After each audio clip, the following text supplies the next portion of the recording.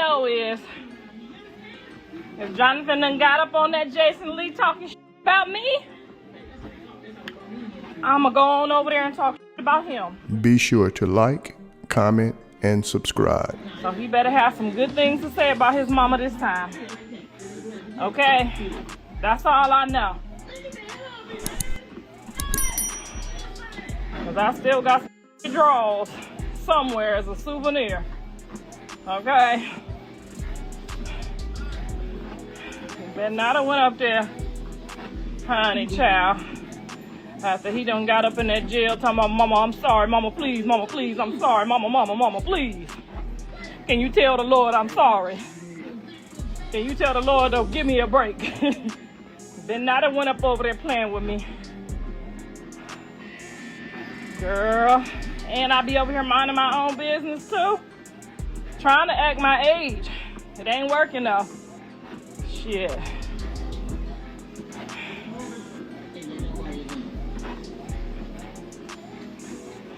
Girl, yeah, I'm trying to get some of this fat up off me. In case I have to go up over there on that Jason Lee show and act a mother fool. Cause girl, you know I will.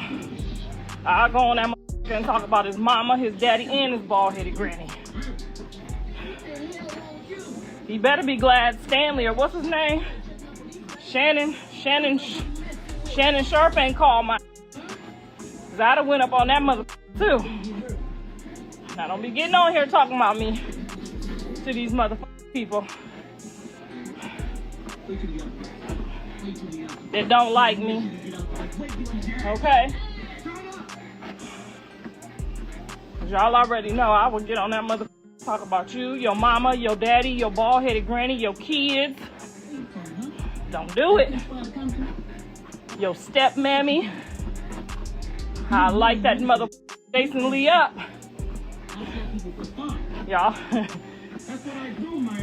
Y'all be thinking Tokyo crazy. Let that motherfucker after he done already. Shit. Tokyo will look like a goddamn saint if I get on that motherfucker again. You done got up on here after you done. Mama, please tell Jesus I'm sorry.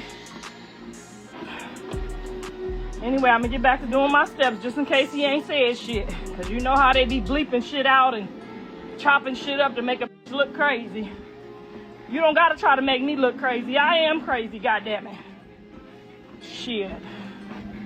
You'll be crazy too if you raise 3 cockeyed kids. The tension had been building long before the cameras even rolled. But everything shifted the moment Karlissa Saffold stepped in with that unmistakable presence, sharp, direct, and unwilling to soften the moment. What was meant to be a routine setup for Blueface ahead of his interview with Jason Lee suddenly turned into something far more personal. You could feel it instantly. This wasn't just preparation anymore, it was confrontation. Real, immediate, and impossible to ignore.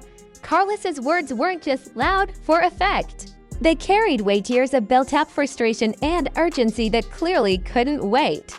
Every sentence felt deliberate, like she knew this was her moment to say what needed to be said before he stepped into that spotlight. And Blueface. His reaction caught people off guard. Instead of snapping back or brushing it off, there was a pause, a hesitation. It was as if he was stuck between defending himself and actually listening. That brief moment of stillness changed everything. Because suddenly, the real story wasn't what he might say in the interview, it was what had already been said before it even began. And instead of fading, the moment only grew more intense. Karlissa didn't retreat after making her point, she leaned deeper into it, making it clear this wasn't about one interview or one headline. To her, this was about a pattern. Something she believed needed to be addressed before it played out again in front of the world. Her presence alone shifted the entire dynamic. What should have been a controlled, polished media setup turned raw and unpredictable. The layers started peeling back in real time. Blueface, usually unshaken in chaotic situations, began to show subtle cracks, not dramatic, but noticeable. A shift in posture, a change in expression, the choice to stay silent instead of firing back. And that silence, it spoke volumes. The room itself felt tighter, heavier, like every second stretched longer than it should. Even the crew, there for production, found themselves witnessing something deeply personal instead of just another shoot. Karlissa stayed firm not to embarrass him, but to reach him. She understood that once the interview started, once the lights came on and the questions began, the narrative would be out of their hands. That urgency gave her words an edge that couldn't be ignored. What made the moment even more powerful was the contrast between public image and private reality. Up until then, everything around Blueface had been filtered through clips, reactions, and opinions online. But this was unfiltered. No edits, no spin. Just real emotion happening in real time. And for a brief second, it seemed like her words were actually getting through. His usual confidence didn't vanish, but it softened. There was a shift from performance to presence. Instead of reacting, he seemed to be processing, thinking, weighing, and in that pause, everything felt uncertain. Would he push back? Would he dismiss it? Or would he take it in? Meanwhile, the interview with Jason Lee now carried a completely different weight. What was supposed to be the main moment had already been overshadowed. Because now, it wasn't just about answering questions, it was about whether those answers would reflect what had just unfolded behind the scenes. And that tension, it changed everything. Karlissa Saffold's final words didn't feel like an ending, they landed more like a quiet warning wrapped in concern. There was no shouting, no unnecessary force, just a firmness that lingered long after she spoke. She made it clear this wasn't about headlines or public opinion, it was about direction, about choices, and about consequences that stretch far beyond a single viral moment. And that's what made it hit differently. Beneath the tension was something deeper. A mother trying to pull her son back before things moved too far out of reach. As the room slowly tried to reset and shift back into interview mode, it was obvious nothing felt the same. The energy had changed. The focus had shifted. Even the smallest movements carried weight. When Blueface stepped toward the interview chair, it didn't feel routine anymore, it felt symbolic. Like he was stepping into a space where every word would now be measured against what had just happened. The cameras, the lighting, the setup, all of it came back into place. But the atmosphere stayed heavy.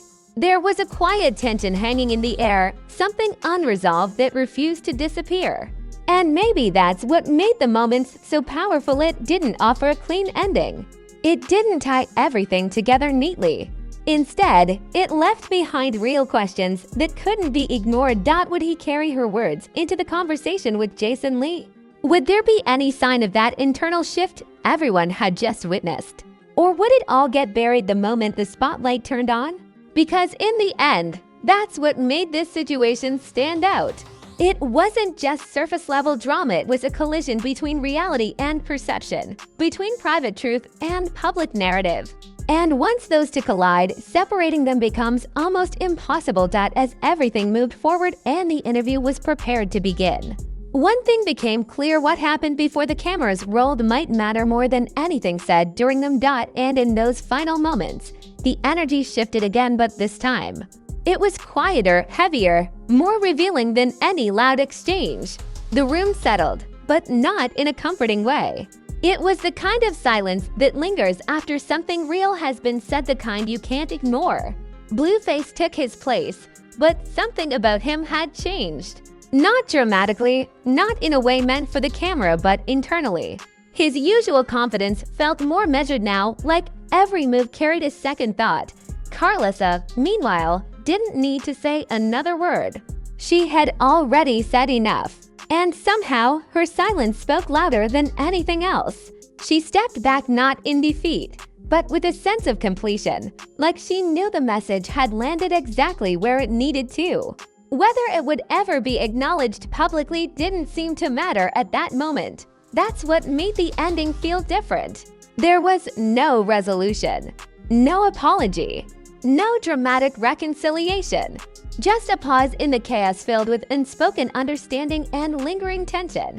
When the cameras officially started rolling and the interview with Jason Lee began, An invisible question followed every answer. Was this the same version of him from moments ago, or had something actually shifted? To the outside world, it may have looked like just another interview, another viral moment waiting to unfold. But for those who witnessed everything beforehand, it felt layered, like every word carried meaning that most people would never fully see. That's where the real impact lived, not in what was said on camera, but in what almost wasn't said at all. Because sometimes the most powerful confrontations don't explode, they settle. They stay with you. They force reflection instead of reaction, whether Blueface acts on it or not. That moment with his mother became something permanent, something that can't be edited out or reshaped for the internet. By the time everything wrapped, the energy had shifted again, but now it felt uncertain in a different way. Not chaotic, but open. Like something had been set in motion, even if the outcome wasn't immediate. And as everyone went their separate ways, one thing remained clear: this wasn't just another headline or fleeting viral moment. It was a turning point. Quiet, heavy, and full of possibility. What comes next? Only time will tell.